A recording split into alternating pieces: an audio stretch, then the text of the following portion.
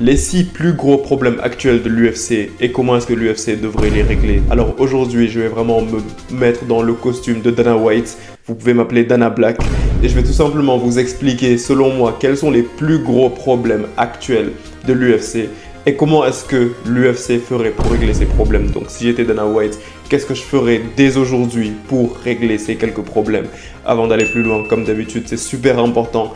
Abonne-toi à la zone. Si tu kiffes le contenu que tu es en train de voir, lâche un like. Si tu le kiffes pas, lâche pas de like. Personnellement, je m'en branle du moment que je fais plein de thunes. Lâche également un commentaire pour me donner ton avis par rapport à cela. Comme d'habitude, je réponds à tout le monde. Il est là le meilleur! Et on va commencer tout d'abord par le premier point qui est vraiment l'un des points les plus manifestes, qui est tout simplement le manque flagrant de superstars. Alors l'UFC, la raison pour laquelle elle a vraiment autant explosé, je pense qu'on est tous au courant que c'est à cause d'une personne qui était vraiment la plus grande superstar de l'histoire de l'UFC, en la personne de Conor McGregor. Après le truc c'est que, en dehors de Conor McGregor, l'UFC a eu tendance à nous montrer vraiment de nombreuses superstars. Je peux te donner comme par exemple l'exemple flagrant de Chuck Liddell, également Ronda Rousey ou encore Brock Lesnar. Mais maintenant, lorsque tu penses vraiment à la qualité des superstars que l'on avait à l'époque, tu peux être tenté de te demander, mais pourquoi est-ce qu'à l'heure actuelle, il n'y a plus autant de superstars qu'il y en avait à l'époque? Thanks, Dana. Et c'est une question qui est très légitime et donc moi, en tant que meilleure chaîne de MMA, je vais te répondre. La raison est tout simplement due au fait que l'UFC n'en a juste plus rien à foutre de promouvoir les combattants afin qu'ils atteignent le rang de superstar. Et il faut bien que je précise que lorsque je te dis que l'UFC n'en a plus rien à foutre, l'UFC certes sait que ce serait une bonne chose d'avoir quelques superstars parce que ça se voit qu'il y a quelques personnes que l'UFC est en train d'essayer de pousser un petit peu artificiellement pour qu'elles deviennent des superstars. L'exemple le plus flagrant c'est Sean O'Malley. Mais Sean O'Malley, ça se voit que les fans refusent un petit peu de l'accepter comme cette superstar que l'UFC est en train de pousser. Je peux également te donner l'exemple d'un Peyton Talbot ou bien de manière un petit peu moins flagrante d'un Bo Nickel. Ça c'est vraiment des personnes que l'UFC essaye un petit peu de promouvoir mais qui n'ont pas vraiment tous ces aspects d'une superstar. Malgré cela, l'UFC a encore quelques petites superstars à gauche à droite. Je pense que les exemples les plus flagrants sont tout d'abord Dustin Poirier, même si malheureusement il est bientôt en fin de carrière, il lui reste un seul combat, donc je ne sais pas si on peut vraiment toujours le considérer comme une grosse superstar de l'UFC, étant donné qu'il ne sera plus là dans un mois. Il y a également Alex Pereira, qui également, je pense qu'à l'heure actuelle c'est vraiment la plus grande superstar de l'UFC, mais il est vieillissant. Il y a également bien sûr celui dont je te parlais tout de suite, Sean O'Malley, mais comme je te le dis, les fans le refusent un petit peu. Et j'ai l'impression que, à part Alex Pereira, la seule personne qui a vraiment le potentiel de vraiment devenir une grosse superstar à l'UFC, si l'UFC accepte vraiment de faire une bonne promotion autour de lui, bah c'est tout simplement Ilia Topuria. C'est la seule personne que je vois. Parce que si tu regardes, à l'UFC vraiment il n'y a plus d'autres superstars à part Ilia Topuria. Regarde bien, tu vas te rendre compte que Conor McGregor, lui, il est sur un nuage de cocaïne. Jorge Masvidal, il a pris sa retraite. Israel Adesanya, il est finito. Khabib, il a pris sa retraite. Il n'y a plus de superstars à l'heure actuelle à l'UFC. Donc maintenant, comment faire pour retrouver des superstars? Comment faire pour vraiment redorer le blason de l'UFC pour faire en sorte qu'il y ait vraiment des noms qui sortent exclusivement du lot?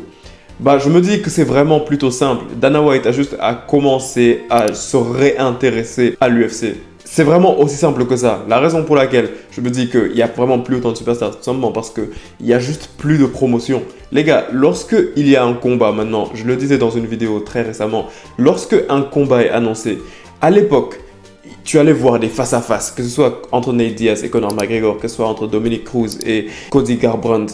Il y avait des face-à-face, il y avait de la tension qui se créait entre les adversaires. Ils allaient souvent se faire appeler à Fox News dans les chaînes d'infos et tout simplement pour créer ce bif, pour créer un petit peu cette rivalité.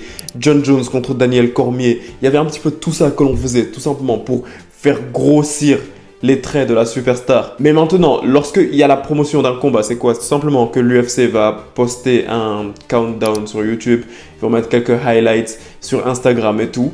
Et à la veille du combat, Nina Drama va faire une interview et c'est tout. C'est pour ça que selon moi, vraiment, la chose qui ferait vraiment en sorte que l'on pourrait retrouver les superstars, c'est tout simplement que les dirigeants de l'UFC se bougent les fesses et qu'ils commencent automatiquement à refaire de la promotion, qu'ils recommencent à pousser leurs stars en avant. Dans une dernière vidéo, j'expliquais pourquoi c'est une dinguerie que l'UFC ne market pas plus un combattant comme Alexandre Pantoja qui a vraiment une histoire de fou Mais je me dis que c'est même pas le seul. Merab Dvalishvili devrait être marketé de fou. Dana White, il devrait partir un petit peu sur tous ses plateaux télé et refaire les choses qu'il faisait à l'époque. Je sais pas si tu te souviens, mais Dana White avait vraiment l'habitude de partir sur des plateaux télé et de faire la promotion de Conor McGregor ou de faire la promotion de Ronda Rousey ou de Brock Lesnar. Vraiment, de beaucoup parler aux gens de... Mais c'est passé où ça en fait? Littéralement, c'est passé où? Pourquoi est-ce qu'on s'est dit que maintenant c'est plus la peine de faire ça? Pourquoi est-ce que des combattants comme Merab Dvalishvili, on va pas aller les promouvoir à ce point? Pourquoi est-ce que on ne promeut absolument pas Tom Aspinall alors que littéralement c'est le futur de la catégorie des heavyweights et que c'est la seule personne à l'UFC à l'heure actuelle et peut-être même dans le MMA à l'heure actuelle qui peut prétendre pouvoir battre John Jones? Où est la promotion autour de Tom Aspinall? Le deuxième point, il va aller un petit peu plus vite que le premier point. Il concerne tout simplement les annulations de dernière minute. Donc c'est vraiment par rapport à toutes ces fois où on était vraiment super hypé pour une carte et qu'on était vraiment content, on était pressé de voir un combat en particulier et qu'automatiquement, environ peut-être juste un jour ou 2 jours avant le combat, il y a peut-être l'adversaire qui pull out et la carte commence vraiment à s'effondrer, que par exemple on doit soit on annule carrément le combat, soit on te fait un remplacement qui est vraiment éclaté au sol. Je peux te donner par exemple l'exemple de Arman Tsarukyan qui devait affronter Islam Makhachev et que du jour au lendemain, tac, Arman Tsarukyan s'est blessé et le lendemain même, Islam Makhachev finalement on lui a dit qu'il devrait affronter Renato Moicano. I don't give a fuck. Renato Moicano, je suis d'accord que c'est un super bon combattant et tout, mais il n'a pas du tout sa place proche de la ceinture des lightweights. Soyons d'accord sur cela.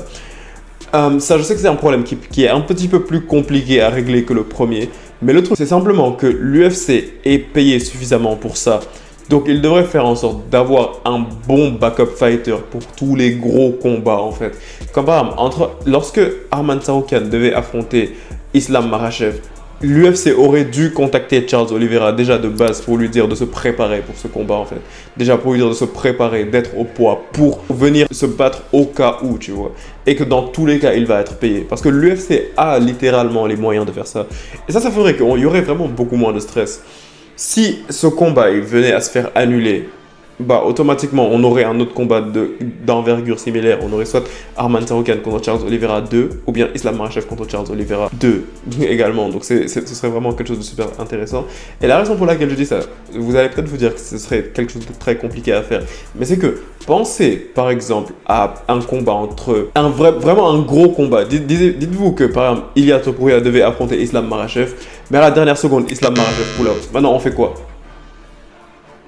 Littéralement, on fait quoi? Donc c'est dans ce genre de moment-là que tu dois avoir un backup fighter vraiment super prêt, comme là pour le coup peut-être de sortir un Arman Tsarukyan contre Ilia Topuria. Là il faut vraiment que tu aies un combattant de backup qui est tout le temps prêt pour la situation, tu vois. Donc je me demande pourquoi l'UFC ne fait pas ça. Bon après j'imagine que c'est parce que ça va devoir leur coûter plus cher, mais je me dis que c'est vraiment quelque chose que nous les fans on aurait vraiment aimé voir. Je pense que l'un des meilleurs exemples par rapport à ça, c'était le jour où Charles Oliveira, il avait pull-out du combat qu'il devait avoir contre Islam Makhachev et que automatiquement Volkanovski est entré. Là, c'est un truc que tout le monde a kiffé. Également, de la même façon, lorsque Paulo Costa s'est blessé alors qu'il devait affronter Khamzat, automatiquement Kamaru Usman est entré. En fait, les annulations d'événements, ça ne nous dérange pas lorsque le backup fighter, c'est un bon combattant. Mais lorsqu'on va t'annuler un Islam Makhachev contre Arman Tsarukyan pour te mettre Islam Makhachev contre Renato Moicano, c'est là qu'il y a un problème. En numéro 3, je pense qu'un point qui est vraiment super important et que selon moi, il ne devrait même pas être si difficile que ça à réaliser, mais qui est toujours pas réalisé. C'est tout simplement le fait que l'UFC devrait écouter les fans. Écouter les fans, savoir quels combats les fans ont envie de voir et tout faire pour organiser ces combats. À partir d'un certain moment, je pense que l'UFC doit un petit peu mettre ce problème de diva de côté. Ce problème de oui, je suis une star, j'ai pas envie de me battre contre telle personne. Oui, non, cette personne, elle ne mérite pas de m'affronter et tout et tout. Et tout simplement ramener le fouet en fait. Tu sais vraiment c'est quel exemple que j'ai sur le bout de la langue. Je pense que j'ai même pas besoin de le dire, mais je vais le dire quand même. John Jones ne peut plus continuer à fuir Tom Aspinall. L'UFC doit tout simplement venir et ramener le fouet, être en mode ok, si t'as pas envie d'affronter telle personne, tu quittes l'UFC ou bien tu perds ta ceinture. C'est ça qui m'étonne parce que même un combattant comme Islam Makhachev maintenant, il a un petit peu eu ce privilège en mode oui non j'ai pas envie d'affronter Ilia Topuria. Après l'UFC en mode ah ok tu veux pas l'affronter, ok y a pas de souci, vas-y. Depuis quand en fait? L'UFC ça n'a jamais été comme ça. Si tu te souviens, je pense vers ça date même pas. Si c'était entre 2020 et 2021. Il y avait un jour où Leon Edwards il devait affronter Khamzat Chimaev, mais Leon Edwards ne pouvait pas affronter Khamzat Chimaev. Je pense qu'il avait eu une excuse, peut-être qu'il était malade ou un truc comme ça. On l'a menacé de le virer des rankings. littéralement, on l'a menacé automatiquement. On a dit, si tu ne l'affrontes pas, tu pars. Là, automatiquement, il a signé le contrat. Après, le combat, c'est pas fait. Mais automatiquement, il a signé le contrat. Là, il s'est fait menacer directement en mode, si tu le fais pas, tu pars. Et l'UFC, ça a toujours été comme ça. Pourquoi est-ce que maintenant, il y a des personnes qui sont plus grandes que la compagnie? C'est pas normal. La solution pour moi, elle est vraiment simple. Juste ramener le fouet. Ramener le fouet à nouveau. Ramener vraiment la rigueur de si un combattant ne veut pas combattre, on lui enlève sa ceinture. Ou bien, littéralement, s'il ne veut pas combattre, peut-être même qu'on le vire. Ça a toujours été comme ça. Ça doit rester comme ça, en fait. Et le pire, c'est que ça ne se tient pas tout simplement aux champions. Même les contenders, on en arrive à un niveau où ils ont des standards. Et ça, je me dis que c'est une dinguerie. Comme lorsque l'on voit Yair Rodriguez qui a eu un beef avec Diego Lopez parce qu'ils se sont traités de coulon, j'ai pas trop compris. Tous les fans voulaient voir ce combat, ok? Les fans, ils étaient grave hypés pour voir ce combat et tout. Et l'UFC, à la place de venir vraiment mettre beaucoup de pression sur Yair Rodriguez et être en mode ouais, ok, Yair Rodriguez, les fans veulent voir ce combat donc on l'organise. Non, Yair Rodriguez l'a dit ouais, non, j'ai pas trop envie de me battre contre Diego Lopez. Tout le monde est en mode ok. Depuis quand l'UFC c'est comme ça en fait? Depuis quand l'UFC c'est tout en rose? J'ai pas compris. En numéro 4, on a le fait de bannir les cartes ennuyeuses. Les gars, je pense que ça c'est vraiment un souhait de fan. Je pense qu'on n'aime jamais lorsque une carte est ennuyeuse. Je pense qu'on a tous détesté l'UFC 312. Par rapport à cela, il y a vraiment beaucoup de choses à dire. Je vais même pas vraiment trop m'attarder sur le fait que parfois l'UFC se fout juste de notre gueule et nous donne des cartes comme lors de l'UFC 312 où il y a quasiment, littéralement que des nobodies qui se battent. Et en main event, tu as Dricus du Plessis et Sean Strickland qui se battent. L'une des pires cartes que j'ai vues. Mais je vais même pas trop parler de ça parce qu'il y a un fait qui est bizarre, c'est que souvent ce sont ce genre de cartes où il y a le moins de noms et tout, où il y a le plus de finish. Mais le problème c'est que même s'il y a le plus de finish, bah en mode personne ne les a regardés quoi, on s'en fout un petit peu. Alors que les cartes qui sont les plus remplies, bizarrement, c'est souvent dans ces cartes-là qu'il y a le moins de finish, qui sont un petit peu les plus ennuyeuses. C'est vraiment paradoxal.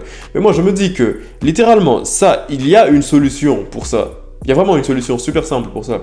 Tout d'abord, on enlève le bonus de performance de 50 000, ou bien on peut le garder, mais ce qui est le plus important à faire, c'est juste de donner des primes de 20 000 $ par finish. Je peux vous promettre, les gars, que si l'UFC commençait à juste imposer des primes de 20 000 $ par finish, il y aurait juste beaucoup plus de finish. Tous les combattants voudraient terminer leurs adversaires parce que les combattants de l'UFC sont juste broke. I'm broke, so I need to fight. Donc si tu commençais à mettre des primes, en mettre 20 000 $ par finish, automatiquement il y aurait vraiment beaucoup plus de finish. Les combattants seraient beaucoup plus à même à se livrer, à essayer de tout donner pour terminer leurs adversaires. Et par rapport à ce point-ci, ce point 4, il va falloir que je m'attarde un petit peu encore sur un autre point. C'est par rapport à l'Apex. On est en 2025, supprimons l'Apex. Je me souviens, l'année dernière, j'avais fait une vidéo, j'avais parlé du fait qu'on devrait enlever l'Apex. Après, il y a des gens qui disaient que ouais, non, comment est-ce que l'UFC pourrait se débrouiller sans l'Apex? Mais comment est-ce que l'UFC ne pourrait ne pas se débrouiller, au contraire, sans l'Apex? Je pense que vous avez tendance à oublier que l'Apex a été créé en 2020. C'est très récent. L'UFC s'est bien débrouillé pendant très longtemps avant l'Apex. L'Apex a été juste créé parce que pendant la période du Covid, ils ne pouvaient pas avoir de foule dans les événements de l'UFC et tout ça. C'est juste pour ça littéralement que l'UFC a ramené un Apex. Mais maintenant l'Apex c'est devenu quoi? C'est juste devenu l'endroit où il y a les cartes les plus éclatées au sol. C'est vraiment, littéralement c'est l'endroit où il y a les pires cartes. Et en plus du fait qu'il y ait les pires cartes, bah il n'y a pas de public. Tu entends rien, tu entends juste quelques millionnaires qui sont là, qui rigolent. Oh oh oh oh, regarde-le, il s'est fait mettre KO. Mais non, l'Apex c'est vraiment les pires cartes, les cartes les plus ennuyeuses. Et le fait qu'il n'y ait même pas de cris, il n'y ait même pas de foule ni quoi que ce soit, ça rend les combats juste encore beaucoup plus ennuyeux. Ça en est arrivé au point où, tu vois, moi, mes potes, ils connaissent un petit peu mon emploi du temps. Ils savent que les samedis soirs, je sors pas vraiment parce que je dois rester regarder les combats de l'UFC et tout et tout et tout. Et que si on sort, souvent je vais être le pote un peu chiant qui va leur dire ouais, moi je dois rentrer tôt parce que je dois regarder l'UFC, parce que demain je devrais faire une review, patati patata. Mais mes potes, ils savent très bien qu'à chaque fois qu'il y a un main event à l'Apex ou un truc comme ça c'est une soirée où je suis disponible. Là je m'en fous, là je sors, là j'en ai absolument rien à foutre. Ce soir il y a Gilbert Burns qui se bat contre Michael Morales, mais je suis dehors.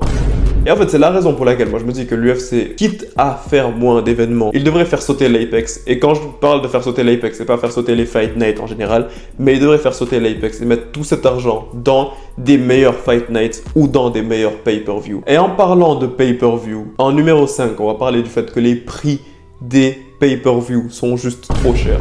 Et c'est même pas tout simplement les prix des pay-per-view, mais que ce soit les prix des pay-per-view ou les prix des billets pour aller à des événements de l'UFC. Je pense que je vais commencer par celui-là. Les gars, c'est juste beaucoup trop cher. 600 $ pour les pires places, c'est vraiment inacceptable. Que ce soit dans le foot, que ce soit dans le basket, les sports qui suscitent vraiment de l'engagement ne vont jamais vraiment pousser leurs fans à payer aussi cher pour venir à un événement. Lors de l'UFC 306, la pire place, elle était littéralement à 12 000 $. J'ai l'impression qu'on est en train d'en arriver au point où, tu vois, Dana White, au début, c'était vraiment l'ambassadeur du MMA, c'était vraiment la personne qui popularisait vraiment ce sport et c'était vraiment un homme du peuple. Dana White, avant, je vous promets les gars, on était dans la même équipe, hein. Il était avec nous. Mais le truc, c'est que Dana White, le plus il a goûté à l'argent, le plus maintenant, on dirait que tous les trucs qu'il fait là, par rapport à l'UFC en général, on dirait que c'est tout simplement pour qu'il puisse se poser un petit peu avec ses potes millionnaires, boire un petit peu d'alcool et rigoler et aller jouer au casino. On dirait que maintenant c'est ça, c'est plus notre pote, tu vois. Et en plus, les prix des pay-per-view, les gars, c'est abusé. 80 $ la pay-per-view, les gars, vous voulez... En fait, vous nous forcez juste à streamer ça.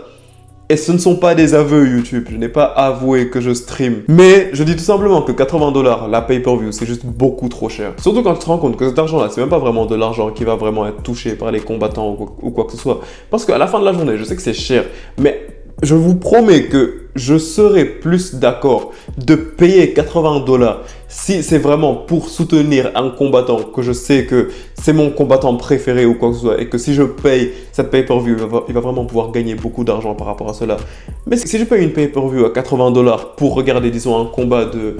Je sais pas moi, disons Chase Hooper, c'est mon combattant préféré, il est en main event, je sais pas comment il a fait, mais il est en main event d'une pay-per-view et que j'ai envie de le supporter et que je dis que je vais payer 80 $. S'il me dit que lui il va gagner peut-être, je sais pas, 2 $ dans ces 80 $, pourquoi je vais même vouloir le faire? Je vais juste streamer ça comme tout le monde. Donc par rapport à cela, pour régler le problème des prix, la meilleure chose, moi je me dis par rapport au prix des pay-per-view, c'est tout simplement d'espérer que le deal Netflix se passe bien. Parce que je sais pas si tu es au courant ou pas, mais à l'heure actuelle, l'UFC, elle est signée avec ESPN, donc c'est ESPN qui diffuse l'UFC et tout. Mais leur contrat, il va bientôt venir à sa fin. Et là, l'UFC est en négociation avec Netflix pour se faire distribuer par Netflix. Et l'avantage vraiment qu'il y aurait avec Netflix, c'est que tu n'auras vraiment même plus besoin à payer des pay-per-view à 80 $. Juste tu payes ton abonnement Netflix et tu regardes tous les combats. Et ça, je vous promets les gars que ce serait parfait. Ce serait littéralement parfait. Lors du combat entre Jake Paul et Mike Tyson, cette stratégie a été utilisée parce que je sais pas si tu te souviens, mais ce combat il a été diffusé par Netflix et donc ça faisait que toutes les personnes qui avaient Netflix, elles ont juste pu regarder le combat sur leur téléphone sans partir payer 80 $ pour une pay-per-view et quoi que ce soit. Et ça a été vraiment super intéressant parce que ça avait fait que 180 millions de personnes étaient en train de regarder cet événement. Et là, littéralement, je vous promets les gars, qu'il y a plein de gens que je connais qui ne connaissent absolument rien au sport de combat, qui étaient en train quand même de regarder ce combat, tout simplement parce qu'ils avaient Netflix. Et si je vous parle en termes de chiffres également, Netflix a 300 millions d'utilisateurs, alors que ESPN, ils en ont juste littéralement 25 millions. Et c'est vraiment parce que tout le monde est sur Netflix, tout le monde a Netflix. Donc l'UFC gagnerait beaucoup à signer avec Netflix au lieu de rester avec ESPN et de continuer à nous taxer 80 $ par pay-per-view. Après, par rapport au prix des billets pour aller à un événement carrément, moi je me dis tout simplement que la solution est super simple, juste baisser les prix. Honnêtement, si vous baissez les prix déjà, vous allez sold out à chaque fois et ça va juste créer une meilleure culture des sports de combat. La raison pour laquelle d'autres sports comme le foot et le basket, ils sont vraiment aussi populaires, c'est grâce à l'accessibilité que les gens ils ont par rapport à ces sports. C'est vraiment par rapport au fait que les gens ils peuvent directement se lever, ils sont en mode ok, venez on va regarder un match de foot ou bien ce week-end on part regarder, je sais pas, le PSG qui joue ou quoi que ce soit. Et le fait de se dire que oui, dans 2 semaines il y a Adesanya qui se bat, peut-être c'est mon combattant préféré, donc je vais devoir payer 1000 $ pour aller le regarder. Bah ça, il n'y a que les riches qui vont faire ça. Et t'as pas envie d'être catégorisé de sport de riches. Et pour le dernier point, on va tout simplement parler des title shots. Donc moi, je me dis qu'en 2025, il faudrait vraiment que l'on ramène à nouveau le mérite des title shots. C'est un problème qui est notoire parce que si tu regardes bien, à l'heure actuelle, dans quasiment toutes les catégories, tous les contenders pensent qu'ils méritent un title shot. Que l'on parte du Gian Silva qui bat tout simplement Bryce Mitchell et qui se dit automatiquement qu'après cela, il mérite d'affronter Alexander Volkanovski. Ou bien tout simplement de Justin Gaethje qu'après avoir battu Rafael Fiziev par décision, il se dit qu'il mérite automatiquement d'affronter Islam Makhachev pour la ceinture. Ou même de Khalid Rountree Jr. qui venait d'une suspension. Il est numéro 8 de la catégorie et automatiquement on lui donne un title shot juste comme ça. Ou encore, parce que je peux pas m'arrêter, il y a vraiment beaucoup trop d'exemples. Sean O'Malley qui se réveille juste d'un coup comme ça on lui donne un title shot contre Merab alors qu'il s'est fait annihiler la dernière fois. Thanks, Dana. Je me dis juste qu'à l'heure actuelle, il faudrait juste que l'on recommence à remettre en avant le mérite du title shot. Et pour remettre en avant le mérite du title shot, qu'est-ce qu'il faut faire?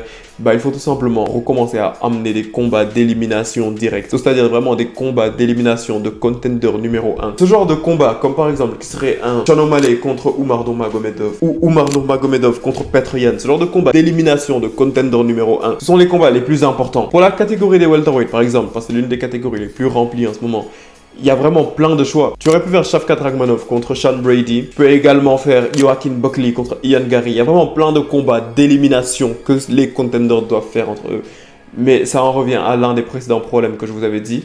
Le fait que les contenders également n'ont plus envie de s'affronter entre eux. Donc, on en revient encore au même point. L'UFC doit sortir le fouet. Mais bon, en tout cas, dis-moi ce que tu as pensé de ces quelques points en commentaire. Je suis pressé de te lire. Si tu as kiffé cette vidéo, lâche un like. Si tu l'as pas kiffé, lâche pas de like. J'aime énormément l'argent. Comme d'habitude, n'oublie pas de t'abonner à la zone. Et on se capte très bientôt pour une prochaine vidéo, la famille. Peace out.